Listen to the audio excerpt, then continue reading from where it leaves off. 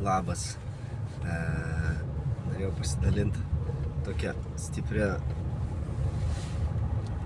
regėjimų, matymų ar sapnų, nežinau kaip tai pavadinti, bet tiesiog pradėjau gauti iš visur tokių liudijimų, tokių dalykų, kur tiesiog viskas susijungia ir kad ne vienas aš tą matau, ką viešpats rodo. Tai susijęs su prabudimu, su paskutiniu laikų prabudimu. Tai vat aš greitai prie to sapno, jeigu pereisiu, tai kad aš Kauno senamiesty buvau ir ėjau vakare ir taip pakeliu galvą į dangų ir aš matau žvaigždžių kiekį, bet tokį kiekį, kurio aš niekada gyvenime nesu matęs, net įsivaizdavęs, nesu nei pagalvojęs, esu matęs daug žvaigždžių rudenį, kai atviras giedras dangus, tikrai daug žvaigždžių, bet ten buvo pranoko, turbūt sudėjus viso gyvenimo mano žvaigždės, kiek esu, ir tai gal tiesiog tai buvo toks platus vaizdas, labai aš stovėjau ant kalno, aš mačiau tokį labai platų vaizdą ir tų žvaigždžių buvo labai daug, labai gražus dangus. Ir aš tada nuleidau galvą, jau nuo dangaus pradėjau eiti tolyn ir aš stovėjau ant kalno ir mačiau rotušę, Kauno rotušę, santaką kaip ir upę. Ir rotušėje mačiau jaunimą, mačiau labai daug jaunimo. Ir tie jaunuoliai, ten jie sportavo, kas ką darė, jie ten taip ruošėsi, tokie aktyvūs, tokie degantis buvo, tokie laisvi. Ir jų buvo pilna rotušės aikštė, labai daug. Ir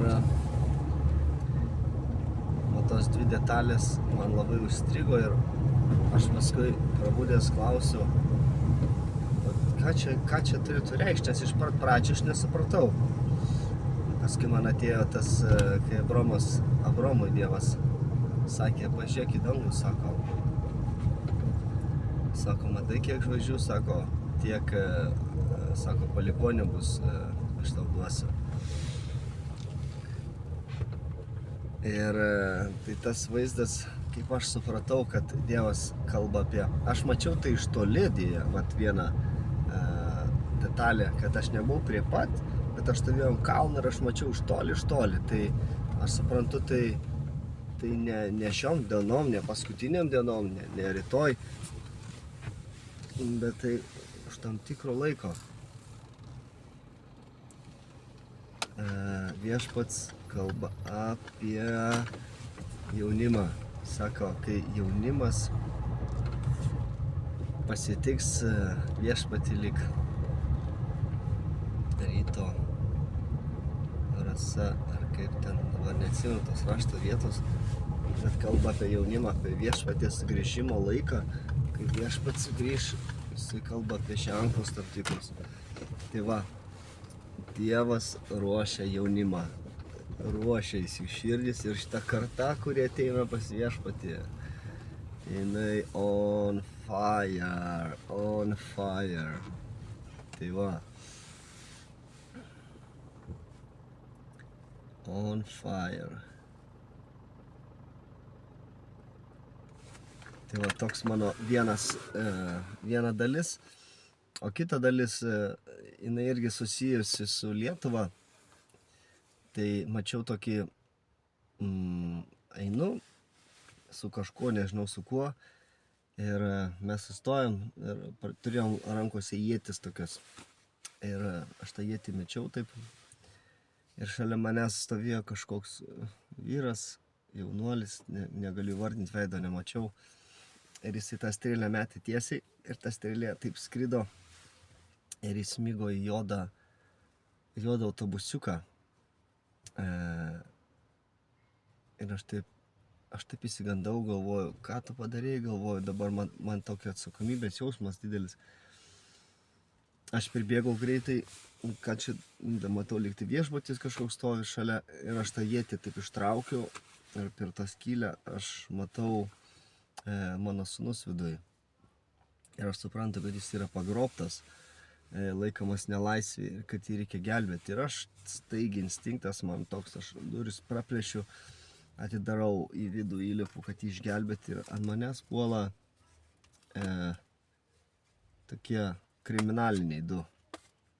Ir jie bando mane paimti ant panetkių, ant rėkimo, garsą ant panetkių, nu bet kokį kūnišką valdžią, tą kūnišką jėgą. Ir aš sapne sakau, tas, kas manyje yra didesnis už tai, kas jumise, jūs man nieko negalite padaryti. Ir aš pradėjau kartoti tai, tas, kas manyje yra galingesnis už tai, kas jumise. Ir ta kova truko ten kažkiek laiko. Aš pamačiau pas juos ant rankų žiedus, auksinius. Bet aš tiksliai žinau, kad tai yra ta dvasia, po kuria kažkada aš pats buvau. Ir tai vyko tokia pergalė. Tada jie tiesiog įsigando, jau jie suprato, kad nieko neįvyks, nieko negalima padaryti. Jie tiesiog apsisuko ir pradėjo bėgti abudu. Ir aš tada taip stovėjau tam autobuse, jodam. Ir manęs nužengė toks Dievo buvimas. Atrodė, kad nuo mano galvos iki pat kojų tiesiog mane taip pripildė šventoji dvasia. Ir aš tiesiog išgyvenau tokį jausmą, net ne jausmą, aš mačiau, kaip aš stoviu virš visos Lietuvos, aš pamačiau Lietuvą, pamačiau kaip Lietuvos vėliavą ir jaučiau, kaip aš stoviu ant skruzdėlyno tokio. Ir kad matau po apačią visą skruzdėlyną, kai tie, kurie bėga ir matau, kad visas Lietuvoje nusikalstamas pasaulis, tiesiog visa, kas ten buvo, vyko, jis yra sugriautas. Aš mačiau tokią pergalę, sutriuškinimą visišką. Ir tiesiog pradėjau matyti, darželiai atsidaro, mokyklos atsidaro, Biblijos studijos, tiesiog mačiau visą, ką Dievas daro, kas Dievui patinka, ką Dievas daro. Tiesiog atsidaro tokie žmonės pakyla. Nemačiau, ar jau atgimė, ar tie žmonės, kurie buvo. Ir ten toks prabudimas buvo ir aš tiesiog mačiau čia per visą Lietuvą. Aš pradėjau tam autobusą šokinėti iš laimės, iš džiaugsmo, nes aš tai išgyvenau tą pergalę, tą didžiausią troškimą, matant tą neteisybę. Aš tada išlipau iš to autobuso, pradėjau eiti ir pamačiau tokius didžiulius vartus medinius, tokius senovinius, tokius galingi didžiuliai vartai. Ir ten mane pasitiko tokia, kaip jaunystėje palikta moteris, kaip iš Izajo, ir mane pasikvietė į vidų ir mes įėjom. Tai ir paskui pradėjau eiti ten tokiu keliu, tokius tvirtų grindinių, tokių gerų kelių. Jo, tai ir aš supratau, kad Dievas vykdo šaknį, jisai rauna tą šaknį, jisai ten daro darbą Lietuvoje. Ir šlovė visą viešpačiui. Aš tiesiog norėjau padrąsinti, kad Dievas daro nuostabų darbą Lietuvoje. Ir tai, ką kalba kiti per kitus brolius ir sesės apie Lietuvą, apie regėjimus, apie tai, kas čia vyksta ir ką Dievas daro, jis tiesiog rauna piktžoles, rauna neteisumą ir čia įsigali teisumas.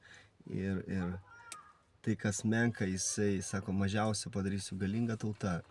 Tai Izajo 61, man atrodo, 12 ar paskutinė eilutė sako, mažiausias padarysiu 1000 ir menkiausia galinga tauta. Tai Lietuva, čia šita Lietuva eilutė yra. Lietuva šita eilutė galinga. Kad Dievas iš Lietuvos tos mažytės padarys kažką gražaus, nuostabaus ir tai bus šlovė jam vienam. Nes jis pasirenka tai, kad apreikštų savo šlovę. Tai tiek šiandien. Seniai buvau jau daręs kažkokį video, bet kažkokios būdavo suspaudimai, kažkokios baimės ateidavo. Tiesiog jaučiau, kaip nenorėjo priešas, kad aš tiesiog tai daryčiau anksčiau, dalinčiausi.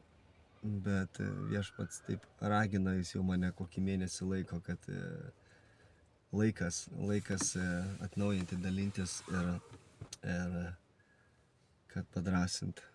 padrasinti Dievo žmonės. Tai va, viskas. Sudie, atsisveikinu ir viešpats yra galingas. Iki.